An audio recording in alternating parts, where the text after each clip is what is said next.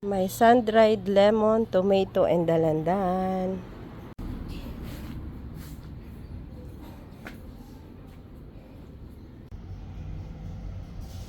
Yan, may laing pa ako dyan, no? Da-dry natin for ginataang laing.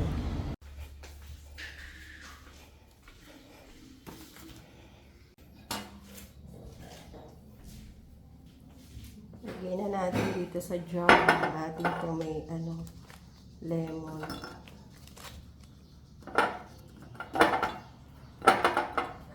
This is good for the tea.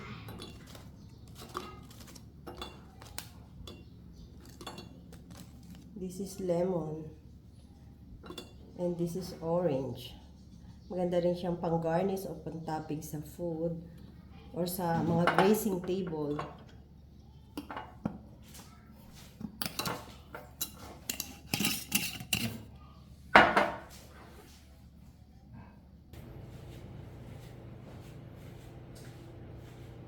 Good morning! Hello guys! Nalagay natin dito yung ating mga dry na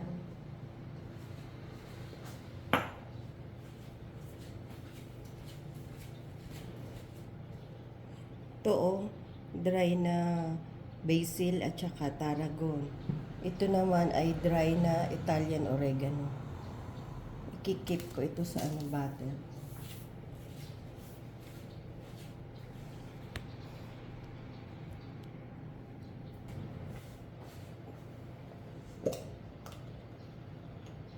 Hindi pa super dry lang. Punasan muna natin. Si Habi kasi tinover agad. Pinapadry ko to. Ito dry na talaga. Kinip agad ng asawa ko. Niligpit niya sa at nilagyan ng cover. Para sure na dry siya. Hindi mag-moist yung ating dry herb.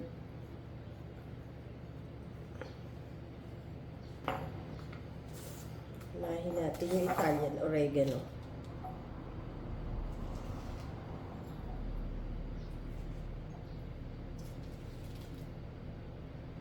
Ang bango pa din. Ang bango-bango pa rin ito guys. Lalagay ko to sa chicken, sa meat, sa pork, sa beef. Kapag nagluto, pampalasa. Para hindi na kailangan kahit walang MSG. May mga kakaibang lasa ang ating pagkain. Tsaka yung son ko kasi, si Enzo, mahilig siya sa mga spices. Gusto niya yung mga, na-notice ko, gusto niya yung mga food na maraming spices. Kapag last time nga nung nag-gym kami, kumain kami sa Thai restaurant. Nakakatuwa. Merong naka-toppings na naka-garnish na pressed basil. Kinuha niya yung pressed basil at una niyang kinain. Nakakatuwa naman kako si kuya kasi yung iba hindi kumakain ng mga ganun eh. Lalo na yung mga mababangong dahon, ayaw nila. Hindi nila gusto yung amoy at saka lasa. Si kuya nakakatuwa. Kinain niya. Yun ang kauna-unahan niya kinain. Na-happy ako doon kasi yun, healthy yun eh. Fresh yun at saka yun, vegetable. Actually, it's a herb.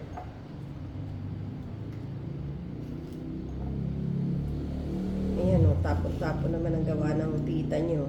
Pero marami-rami na rin o. Konti lang naman ang lagay nito kasi malasa na to. Kasi ang babango nito eh. This is Italian oregano.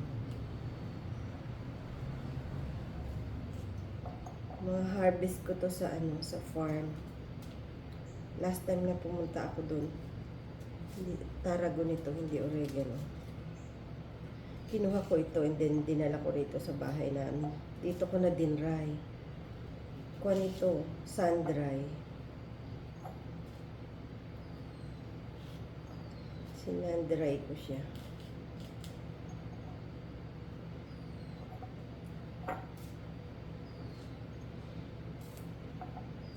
Mag-gym kami. Ang tagal naman ng aking Pogi boy, ang aking son. Ang tagal gumayak. Nakagayak na kami. In-enroll ko kasi siya sa gym. Actually, siya naman yung may idea. Siya naman yung may gusto. Siya naman yung may gusto na pumunta kami sa gym. Na mag-gym kami. Kasi siguro, may college na kasi si Kuya. Mayroon siyang PE subject. Nahirapan siguro siya pag nag-exercise sila. Napapagod siya. Kaya sinabi niya sa akin, mag-gym kami. Ito namang lola mo, go naman. Ngayon, ang problema ko, kahirap niyang pagayakin. Kami namang mag-asawa, ako kasi may lifetime membership. Tamad lang pumunta. Last time pa kami nag-gym is during pandemic. Nung nag-start ang pandemic, nag-close sila. Nung super duper marami ng case, nag-close sila kaya na-stop kami. Pero meron pa yung si Habi, meron pa doon na left na 3 months. Pero ako lifetime kasi yung kinuha ko. Dito naman tayo sa Paragon.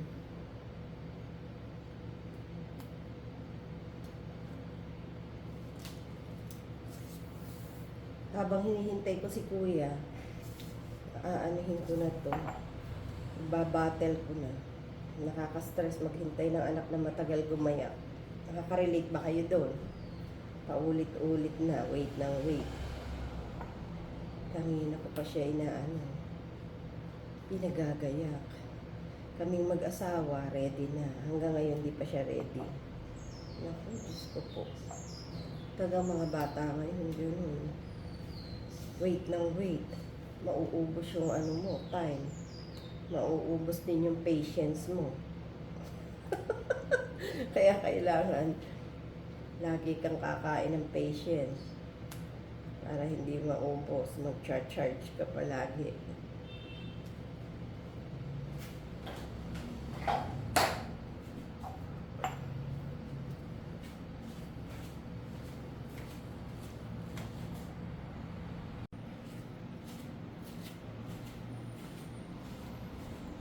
Ito naman ang basil.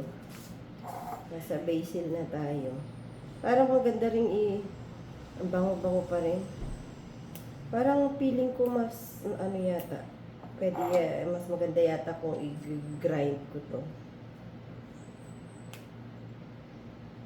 Pero ang bango pa rin, guys. Wala. Ayan na.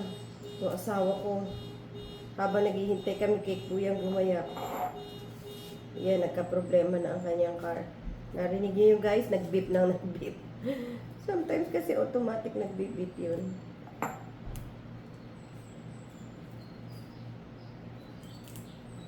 Pag mas natuyo pa to, pag naging crunchy ng gusto yung leaves, parang gusto ko siyang i-grind or i-powder.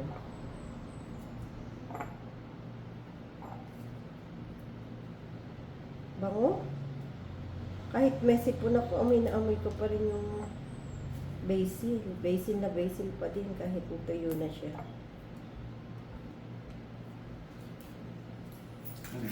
Nagbablog na ako, daddy. Yung aking mga dry.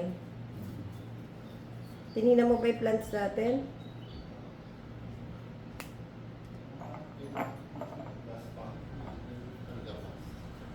Nasaan niya ba? Nandun daddy sa sa harap ng office, sa side doon sa gilid doon ko nilalagay. Umalis na niya sa garahe.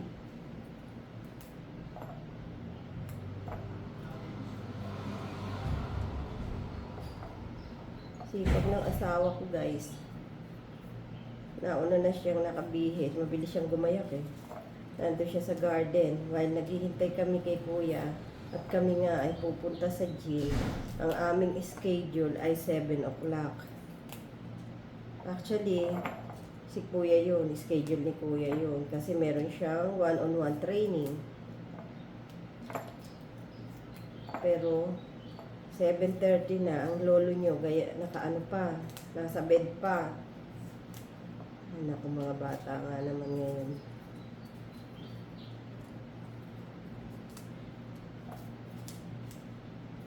Mahirap pagayakin. Ito, tatlo yung nagawa ko. Ito yung basil, tarragon, at saka Italian oregano. Harvest ko to sa farm, ginawa kong dinry ko rito sa alabang, sun-dry lang, kasi naiwan ko yung dehydrator ko sa farm. Pero susunod, magde-dehydrate tayo ng mga vegetable na iba or fruits. Tingnan nyo guys, kakaunti ang Italian oregano, pero malasa naman ito eh. Lalagyan ko na lang ng label, oh. 'Di ba? Pwede ko tong gamitin sa mga cooking vlog, pampalasa sa ulam. Masarap din kasi yung mga menu na maraming spices. And then, pwede rin ito sa tea. Lalo na itong tarragon.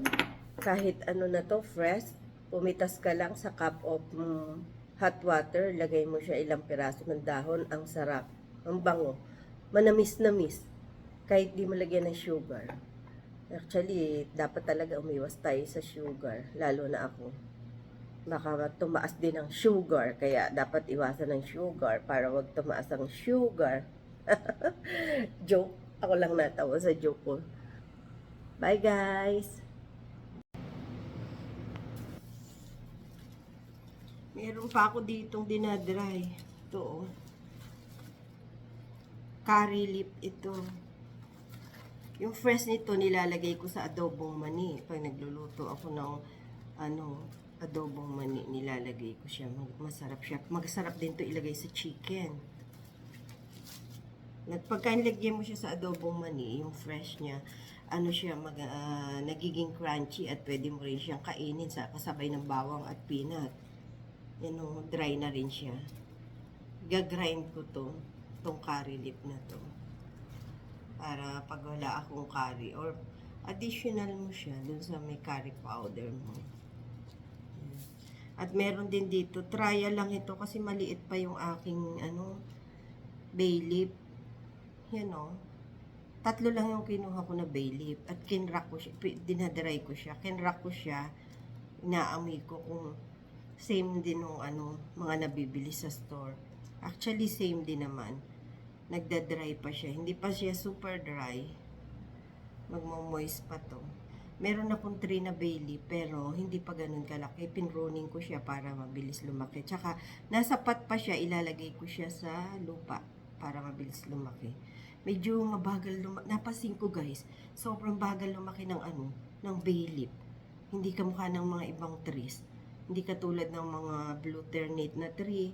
Parang hinihipa ng hangin, ang bilis lumakit, ang daming flower. Ito, 3 lang kinuha ko, trial lang.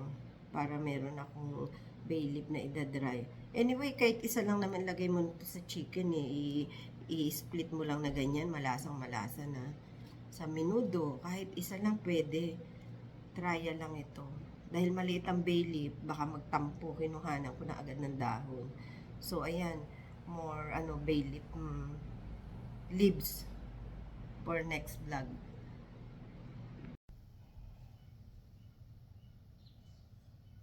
This is my kalabasa.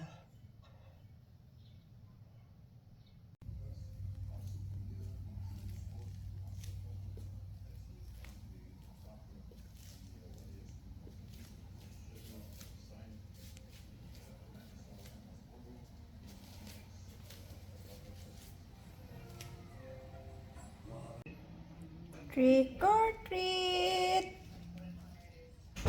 Trick or treat!